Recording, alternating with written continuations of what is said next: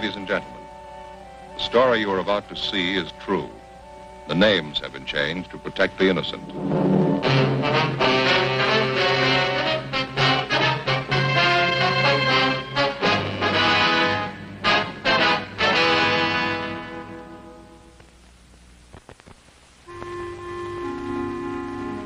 This is the city.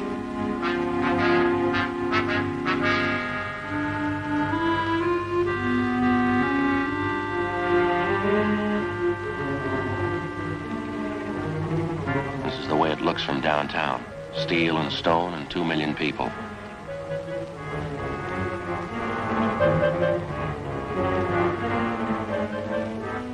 They produce everything for the millions. They use it up for the millions.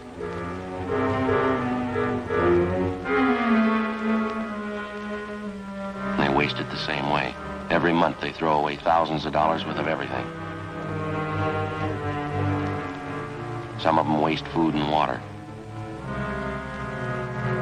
Some of them waste time and money. And some of them just waste themselves.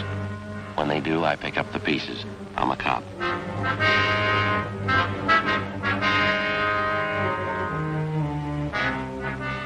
It was Sunday, March 9th. We were working the day watch out of homicide detail. My partner's Ed Jacobs. The boss is Thad Brown, chief of detectives. My name's Friday. It was 4:35 p.m. when we got to the Kelsey apartments. The call came in a half hour before. A man reported the fatal shooting of his wife. We didn't know how it happened. We didn't know why it happened. The husband claimed it was suicide. The evidence pointed to murder.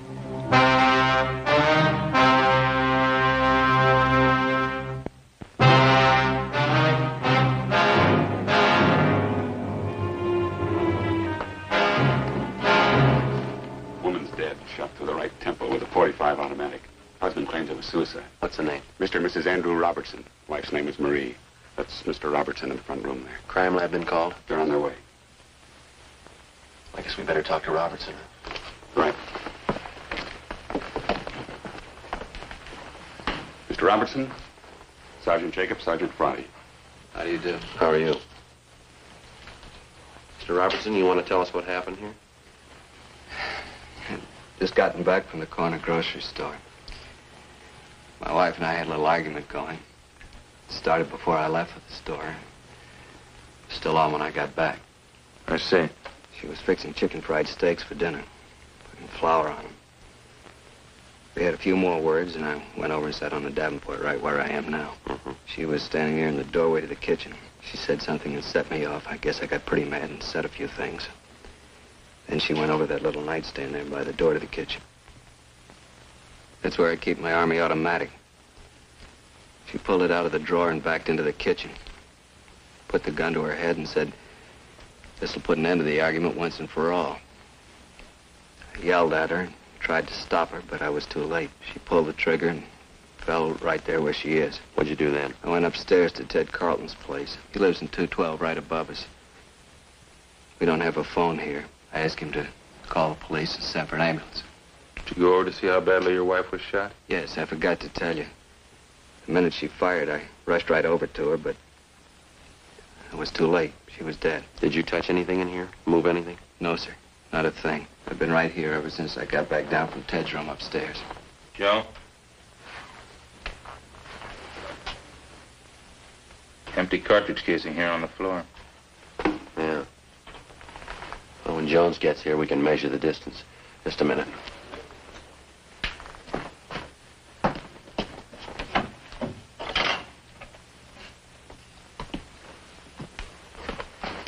Put the saucer over till the crime lab gets here. Huh? Right. Hi, Jones. Harry? Hello? Lee, kitchen. Harry, I wonder if you'd mind taking Mr. Robertson downtown. We'll be right down as soon as we finish up here. Right, Joe. See you later. Thanks, Harry.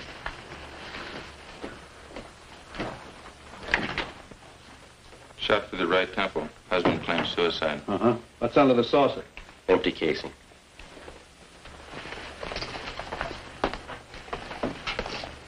Looks like she was flouring meat, huh? That's what the husband says, yeah. That's probably what that is on the barrel of the automatic there. Yeah, we noticed that. Wastebasket's sure full, isn't it? Mm-hmm. Right tempo, huh? Mm-hmm. 45 automatic. Yeah. If she shot herself in the kitchen, the position of the body doesn't warrant the empty casing being out there in the living room, does it? George. Yeah. Come in. Friday? Jacobs? All right, George. All right. What do you want to shoot? Why don't you get an overall of the room first and then grab one in the kitchen there? Yeah, all right. I'll get this sauce off the casing for you, George. Thanks. Okay. Jacobs, you mind moving over there a little? Oh, yeah. Thanks.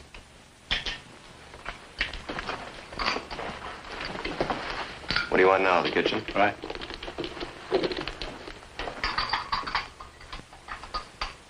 Right from where you are now is good. Okay.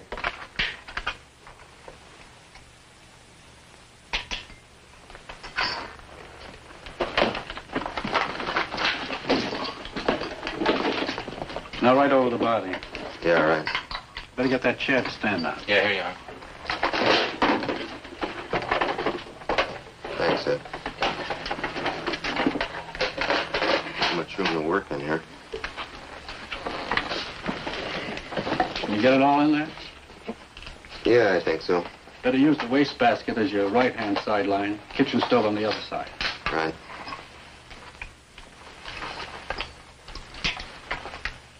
Can't get the stove in. You settle for the wastebasket only? Fine. Just use that as your right-hand sideline. Right. Okay.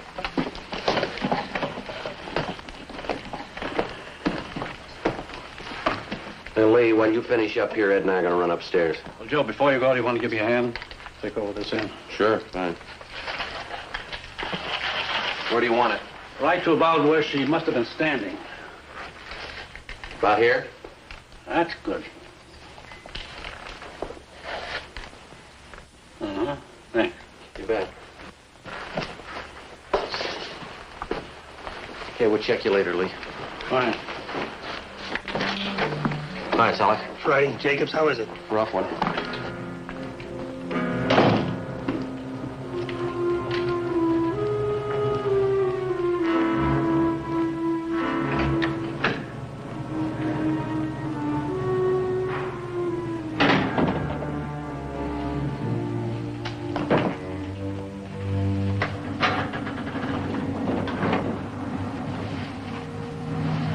Isn't it? Yeah, Ted Carlton.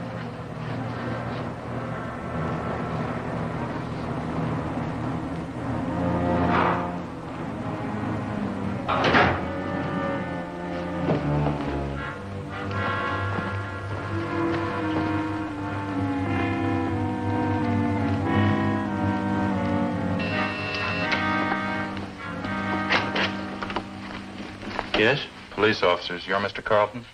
Yes, I am. It's an awful thing, isn't it? We understand you're a friend of the Robertsons. Yes, I am. You found out anything yet? You think Andy killed her? We don't know. We haven't completed our investigation. Oh, I see. Well, I'll bet that's the way it was. I hate to say that, but from all indications, it certainly looks that way. How do you mean? The argument, the shouting, and then that single shot. I don't know. It sure struck me that Andy did it. When did the argument start? Was it prolonged, do you know? What do you mean? When did it start? What time, do you know? Well, this one today started about 3:30 when Andy got back from the store. They've been arguing ever since I've known them. How long have you known them? About 2 years. Those two never should have got married to begin with, if I'm any judge. You married? No, sir, I'm not. Wonder if you can tell us.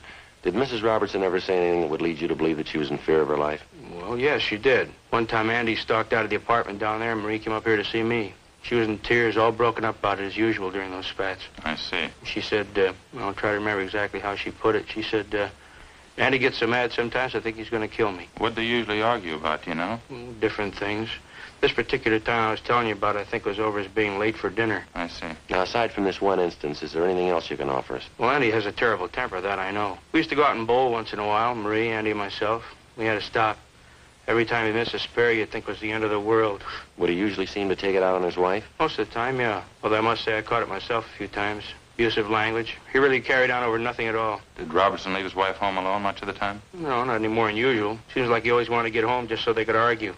Everybody in the apartment house knows about him. Now, you said that Mrs. Robertson came up here after that one particular argument. That's right, sir. Did she come up here often? No, not very often. Just when she was unusually upset and her nerves were on edge. but only then when Andy'd rush out mad. Do you know whether or not Robertson owns a gun? Yes, I believe he does. As a matter of fact, I know he does. One night we were having trouble with prowlers. He came up here with his automatic. I see. Later on, I think I asked him where he got the gun. He said from the Army. Anything else you can add, Mr. Carlton? Well, I was the one who called the police. You knew that. That's what we understand. Well, didn't Andy tell you? He came up here right after the shot and asked me to call the police for him. They don't have a phone. Exactly how did he tell you? Well, what do you mean? Well, what were his exact words? Can you remember? He said, my wife's shot, call the police and get an ambulance quick. What was your reaction to this? Well, I'd heard the shot, so I wasn't too surprised. When Andy came running up here, I knew before he said a word. You could tell just to look at him. You could tell what? That something was wrong. I had a hunch all along that this might happen one day. What's that? That Andy'd kill his wife.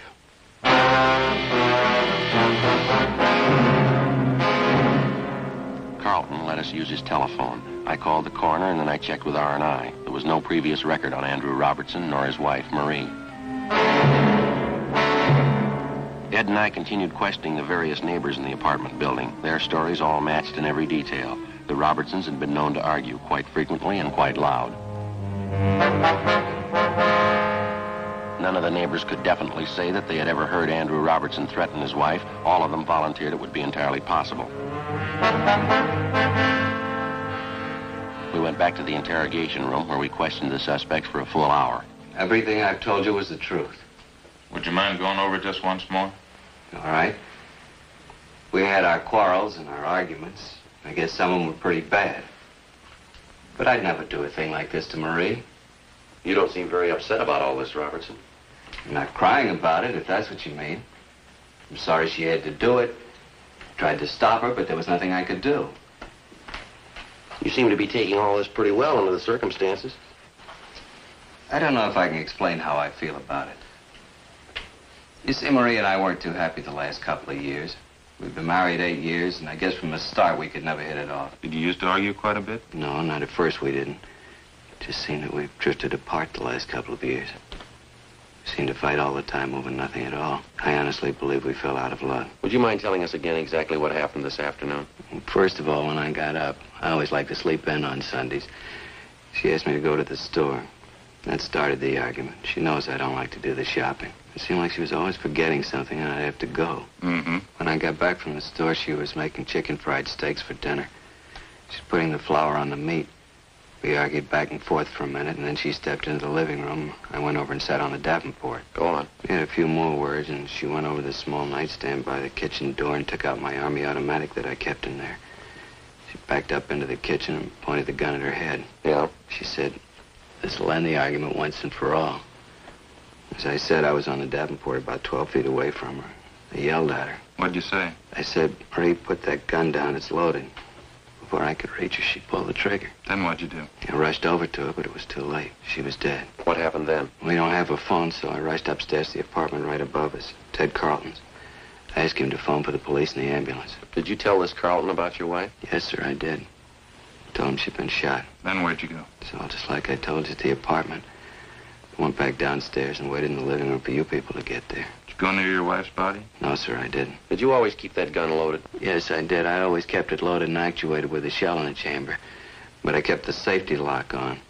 Marie knew how to operate the gun because I showed her for when I was out late. She wasn't strong enough to actuate it, but she could work the safety. Did your wife ever try to commit suicide before? No, sir, not to my knowledge. Mr. Robertson, you sure that everything you've told us is the truth? It's the absolute truth, every word of it. Well, now, here's the way it looks to us. We think you killed your wife. I didn't. Let us lay a few things out for you. We talked to your friends and neighbors in the apartment house. We have people who'll testify to the fact that your wife was afraid that you might kill her. She told one man that. It isn't true. I don't know what she may have told somebody, but I didn't kill her. It's a known fact throughout the entire apartment building that you and your wife had violent quarrels. Kind of arguments from all reports could easily lead to something like this. I told you that we argued, but I didn't kill Marie. I couldn't do a thing like that. Mr. Robertson, we've made a preliminary investigation of your apartment. Now, you say your wife killed herself. Let me show you some of the flaws in your story. All I can say is that I've told you the truth. I didn't kill her. You told us that your wife went to the nightstand and got the gun. Yes, sir, that's right. How did she pick up the automatic? How do you mean? How did she take it from the drawer? Like anyone would pick up a gun by the butt. She picked it up like anybody who was going to use it. You're sure about that? Yes, sir, positive. She didn't touch anything but the butt. Well, she had part of her hand on the trigger. Yeah, we know that. But she didn't touch any other part of the weapon. No, sir, she did not. She didn't have time. Then how do you account for the fact that we found traces of flour on the barrel of the gun? Sure, she was flouring meat. How did the flour get on the barrel? I don't know. Isn't it true that when you approached her with the automatic pointed at her, she tried to ward off the shot with her hand? Isn't that how the flour got on the barrel? No, sir, that isn't true. Now, you said that your wife was putting flour on some steaks. That's right. How do you account for the fact that we didn't find any flour on the butt of the gun where it belonged? Or on the drawer of the nightstand where you say she first picked up the automatic? I can't answer that. I don't know what all this means. Well, I'll tell you what it means. It means that unless you've got some kind of explanation, we have to assume you're lying, that you killed your wife. I don't know how to explain all these things, but I didn't kill her. Mr. Robertson, you say you were an Army man. Isn't that what you told us out at the apartment? Yes, sir. I was a sergeant in the Army during the last war. What outfit were you with? I was an instructor in sidearm weapons at Santa Ana Army Air Base. Then you'd be somewhat of an authority on the Colt 45 caliber automatic pistol, wouldn't you? I guess I would, yes. That was one of the weapons I instructed in. You'd know all about the system of ejection employed by the Colt Company on their 45 automatic? Yes, sir, I would. The empty casing ejects to the right, up, and back. That correct? Yes, that's right. In other words, if you were pointing a 45 at me and you pulled the trigger, the empty casing would eject to your right, up, and fall to the floor of the rear on your right side. Is that right? Yes, sir, that's the way it would end up. You still maintain your wife shot herself? Yes, I do. Where was she standing when she pulled the trigger? As I told you before, in the kitchen. How was she standing? What do you mean? Which way was she facing? Let's see. Facing me about 3/4. Yes, that's right. In the kitchen near the sink, facing out toward me. And where were you? On the davenport in the living room, facing her. Now, bearing in mind what we've already discussed and agreed upon concerning the ejection system of a 45, how do you account for the fact that the empty casing was found in the living room, 6 feet 4 inches from the kitchen? Well, let's see. I'll figure it for you. The empty casing should have been found on the floor of the kitchen somewhere to the right and rear of your wife. Isn't that about it? Well, I don't understand. Why are you trying to prove me guilty? I've told you and I swear to you I didn't kill my wife. It'd be a physical impossibility for that empty casing to have landed anywhere but in the kitchen if your wife had pulled the trigger of that automatic. Now, how about it? What can I say? Please believe what I'm telling you. I didn't do it. Not according to the evidence. I don't understand any of this. All right. Here's the way we've got it reconstructed. You had a quarrel. You got the gun. You met your wife at the doorway of the kitchen. You pointed the gun at her. She tried to ward it off with her left hand, leaving flour on the barrel of the gun. You fired, and the casing was thrown up and back to the right where it landed on the rug of the living room. The testimony of the neighbors, the flour on your wife's hand, the position of the empty casing. Robertson, you're it. I don't know why all those things are the way you say they are. We do. We don't believe your wife committed suicide. Come on, Ed.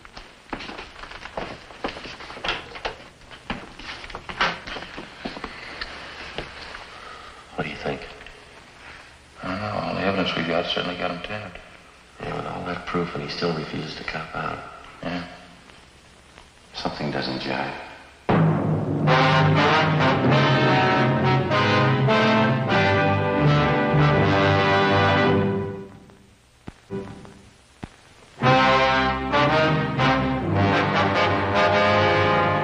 We had Gene Bechtel take Andrew Robertson's statement that his wife had committed suicide, a fact that he couldn't prove and that we could disprove. We had before us the final investigation. All physical evidence was taken to the crime lab for analysis. The photographs taken at the scene were developed and brought in for careful checking.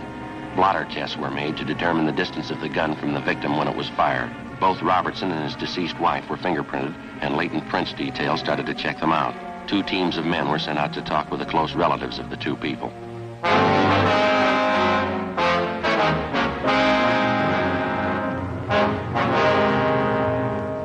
Sunday, March 9th, 7 p.m. We got a call from Lieutenant Lee Jones that he had the final results of his investigation. We went over to the 2nd floor of the central station, the crime lab. Take a look at this. Picture of the 45 casing, huh? That's right. Take a close look at it. Right here, particularly. Yeah. Notice this one edge is a little indented here. Ejector marks. No, here are your ejector marks up here. You see? This indentation is something entirely different. What is it? You remember where you found this casing? Yeah, 6 feet 4 inches into the living room. That's right. We wondered how it could have been thrown that far by the ejector if the husband's story is true. The ejector didn't do that. I wondered, too. On closer inspection, I noticed this indentation. Now, let me show you how this casing got there in the living room. Here's an identical 45 caliber cold empty casing. Yeah. We place it on the floor on a piece of linoleum, the same thickness as their kitchen linoleum.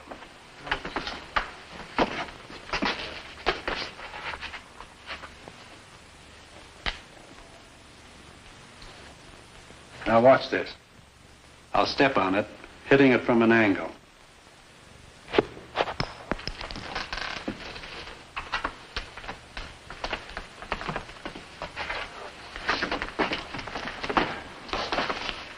There's your answer to that one. Now, when the husband ran over to his wife's side, what did he say he did? That's about the size of it. He stepped on the casing accidentally, certainly not caring about it at the moment, and it bounced out into the living room, just like a tiddlywink. Notice the casing now, the indentation. Check it against the photo. Yeah, it matches. Did the flower on the barrel of the gun, it was flour, by the way, did it figure in for you, fella? Well, we figured the wife was trying to ward off the gun when he pointed it at her. Certainly the logical deduction. Here's that shot of the kitchen out there. Mm-hmm. Notice the wastebasket here? Pretty full, isn't it? Yeah, we noticed that when we were out there. What you probably didn't notice was this. Here's a blow-up of just that section where the wastebasket was. Can you see what's on top of the stuff in the basket there? Yeah, looks like a flour sack. That's right, an empty flour sack. Now, figuring the position of the body in relation to that wastebasket, when she dropped the gun, it fell from her hand, striking the wastebasket, bouncing off and landing on the floor where you found it.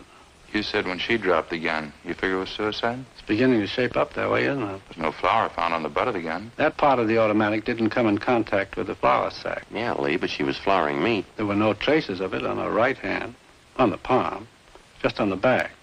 In checking the clothing, we found streaks of flour where she could have wiped her hands clean before picking up the gun. It doesn't look like he killed her. There's more here. As you know, we ran blotter tests to determine the distance of the gun from the body when it was fired. Shot a .45 caliber Colt from various distances before we got the right answer. Yeah. Here's the results of the tests. Found powder burns on the right side of the wife's head.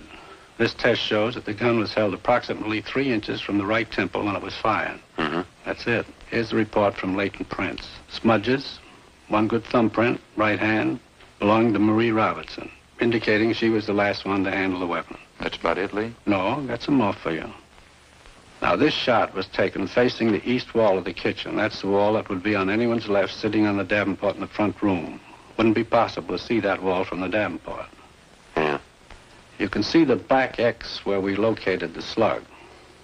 Mm-hmm. Relative to the position of the body, if she was standing, holding the gun at approximately a right angle with the side of the head, the bullet would come to rest approximately 4 inches below the crown of her head. To check out? The coroner says she was 5'4". The bullet was found at a height of 5 1/8", proving that she shot herself rather than anyone else doing it, judging from the inclination of the bullet. As you know, this is critical. Yeah. For what it's worth, the condition of the wound indicates that it was inflicted from extreme close range. A fair point when you consider that most people wouldn't submit to being shot from close range without a struggle or unless taken by surprise. And from all reports, we know she wasn't. Well, that's it, fellas. That's all we have. Thanks, Lee. It's enough. Crime Lab Jones. Yeah, right here. Just a minute. Either one of you? Hey.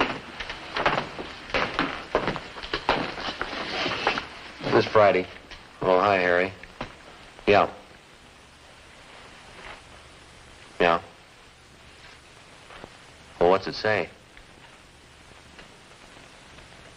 Huh? Yeah. Yeah. Thanks very much, Harry. Yes, it sure does. Right. Bye.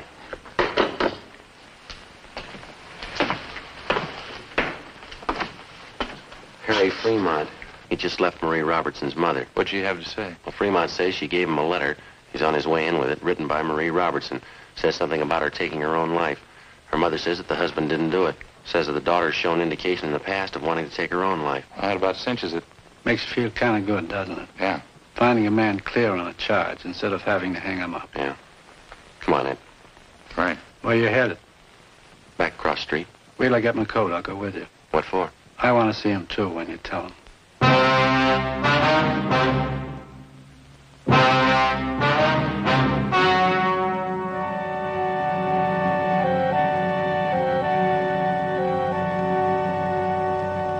On March 12th, the hearing was held in the office of the coroner, City and County of Los Angeles, State of California. In a moment, the results of that hearing.